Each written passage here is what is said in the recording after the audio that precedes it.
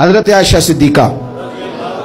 رضی اللہ تعالیٰ عنہ فرماتی ہیں، ایک عورت تھی اور اسے نبی پاک صلی اللہ تعالیٰ علیہ وسلم نے وہ کلمہ پڑھ کے مسلمان ہوئی، مدینہ طیبہ آ گئی تو حضور نے مسجد نبوی شریف میں اس کے لیے مکان،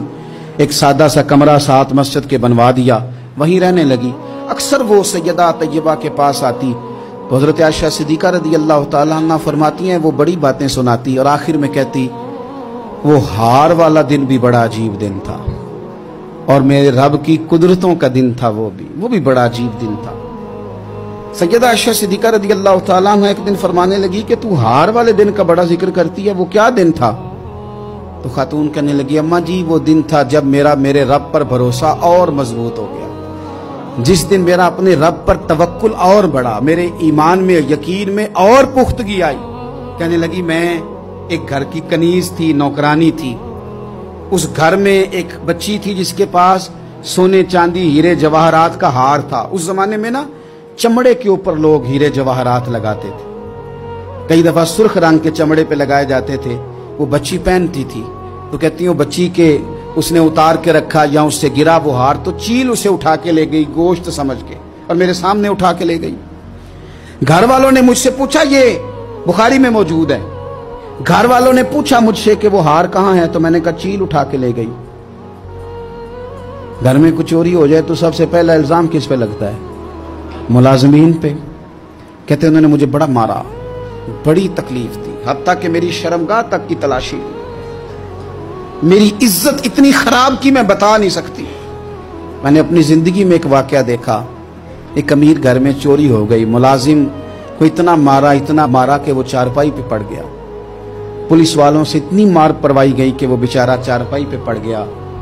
اور پھر وہ اتنا بیمار ہوا اور کچھ دنوں کے بعد پتہ چل گیا کہ چور تو اپنا بیٹا ہے ان کا، پھر اس کا انتقال ہو گیا۔ اب وہ سیٹھ صاحب اور گھر والے آ کے مرنے والے کے کان میں معافیاں مانگ رہے ہیں، کان میں۔ تو میں نے ان سے پھر کہا تھا کہ یہ تو اب چلا گیا ہے، تمہارا زور چلتا تھا تو تم نے قانون خریدا اور تم نے اسے جتنا ہو سکا تم نے اسے مار پڑوائی، تمہارے پاس جو عدالتیں تھی تم نے وہاں کاروائی کی، اب ایک عدالت قیامت کے دن لگے گی۔ یہ کمزور تھا کچھ کر نہیں سکا۔ میرے نبی پاک صلی اللہ علیہ وسلم نے فرمایا سن لو، اگر سینگ والی بکری نے بغیر سینگ والی بکری کو تکلیف دی ہوگی تو قیامت کے دن اسے بھی بدلہ دینا پڑے گا کہ تیرے پاس سینگ تھے اور تو نے اسے مارا تھا۔ وہ خاتون عرض کرتی ہے سیدہ عائشہ کی خدمت میں کہ مجھے بڑا مارا، مجھے تکلیف دی، میں کہہ رہی تھی کہ میرے سامنے چیل لے گئی ہے پر وہ نہیں مان رہے تھے، اماں جی انہوں نے مجھے بڑا مارا۔ حضرت عائشہ صدیقہ کہتی ہیں پھر کیا ہوا؟ کہنے لگی اماں جی جب کوئی میرا مددگار نہ رہا، مجھے تکلیف دے رہے تھے، رسوا کر رہے تھے، تو میں نے اپنے رب سے مدد چاہی، میرے رب کی طرف میں نے توجہ کی، میں نے کہا مالک اب تو ہی میرا مددگار ہے۔ کہتی ہے وہ مجھے مار رہے تھے تو وہ چیل جو ہار لے گئی تھی وہی لے کے واپس آ گئی اور ہمارے سروں کے قریب لا کے اس نے جب اس ہار کو پھینکا وہ مجھے چھوڑ کے سائیڈ پہ ہوئے، وہ میری بے گناہی جان گئے، لیکن آپ کو بتاؤں اس دن سے میرا اپنے رب پر یقین اور بڑھ گیا۔ مجھے سمجھ آ گئی کہ جب انسان پورا ٹوٹ جاتا ہے اور جب کوئی چاروں جانب اس کا مددگار نہیں ہوتا تو رب تو ہوتا ہے اللہ تو اس کا مددگار ہوتا ہے